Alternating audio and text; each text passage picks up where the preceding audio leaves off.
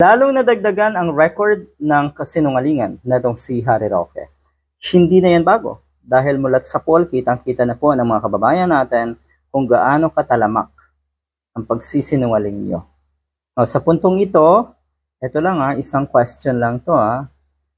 How did A.R. de la Serna meet Cassandra Ong? So, ngayon lang na-investigate atong si Cassandra Ong, kaya lumabas itong kwento na ito.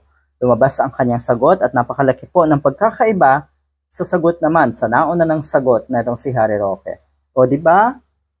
So, ibig sabihin, you are in the same circles. Dahil pareho kayong mga kriminal, pareho kayong mga sinungaling, at pareho kayong malas sa ating bayan. Pareho kayong salot sa ating bansa. You are truly in the same circle. Yan. Bakit may nadamay? Dahil sa kababuyan ni Harry Roque. He met Cassie Ong for the first time because he joined us after a court appearance. Bakit? Anong gagawin sa court appearance na itong isang ito, na itong Mr. Supranational?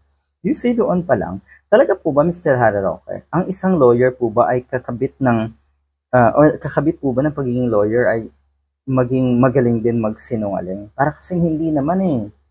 Diba? I think it was for lunch. So yan, maliit na bagay, oo, totoo. Pero dito ba lang, talagang hindi mo matandaan kung paano nagkakilala itong boylet mo at itong si Cassandra Ong. Diba? Mukhang nagkaroon ng misunderstanding. Hindi kayo nag-usap bago pa man humarap sa investigasyon itong si Cassandra Ong. Yan kasi, yan ang napapala niyo po. Ang dami niyong pinagkakaabalahan para siraan ang nasa Malacanang. Ang dami niyong ginagawang issue, ang dami niyong iniimbento na kung ano-anong kagaguhan para galitin ang ating mga kababayan na ansyang pupunta pa kayo sa EDSA. Hindi niyo alam na meron pala kayong dapat i-meet at paghandaan na investigasyon na si Cassandra Ong. Hindi niyo na-brief ng konti.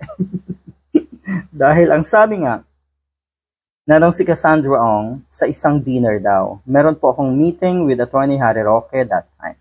So para saan yung meeting na yon? Dahil nga kliyente daw na si Cassandra Ong or na si Harry Roque, etong si Cassandra Ong. Why on earth do you have to bring somebody like this Mr. Supranational sa meeting nyo na si Cassandra Ong? Anong purpose? Anong intensyon? Diba? Kitang-kita na. So ibig sabihin, you want this guy join your circle. At ito namang guy, abay pumayag. Pumayag na maging kaisa sa magiging planong kabulastugan at kawalang hiyaan na itong mga ito pagdating nga sa mga illegal na pogo. Good luck!